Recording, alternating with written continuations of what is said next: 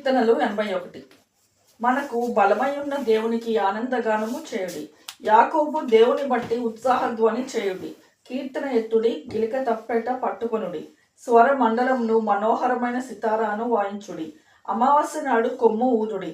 మనము పండుగ ఆచరించు దినమందు పున్నమి నాడు కొమ్ము ఊదుడి.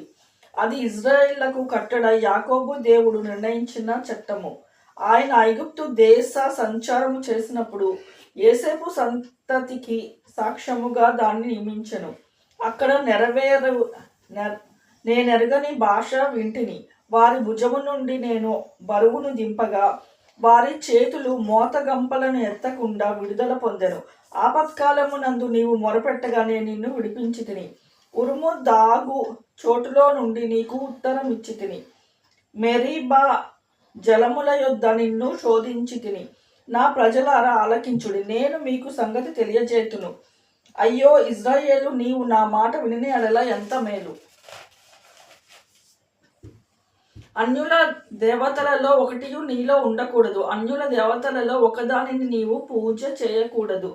ఐగుప్తీయుల దేశము నుండి నిన్ను రప్పించిన నీ దేవుడవగు యెహోవాను నేనే. నీ నోరు బాగుగా తెరవుము, నేను దానిని నింపెదను. అయినను నా ప్రజలు నా మాట ఆలకింపకపోయిరి. ఇజ్రాయేలు నా మాట వినకపోయిరి. కాబట్టి వారు తమ స్వకీయ ఆలోచన బట్టి నడుచుకున్నట్లు వారి హృదయ కాఠిన్యమును నేను వారిని అప్పగించి తిని. అయ్యో నా ప్రజలు నా మాట వినిన ఎడల, ఇజ్రాయేలు నా మార్గములను అనుసరించిన ఎడల ఎంత మేలు. అప్పుడు నేను వేగిరమే వారి శత్రువులను అణగద్రొక్కెదను, వారి విరోధులను కొట్టుదును. యెహోవాను ద్వేషించు వారు వారికి లొంగుదురు. వారి కాలము శాశ్వతముగా ఉండును.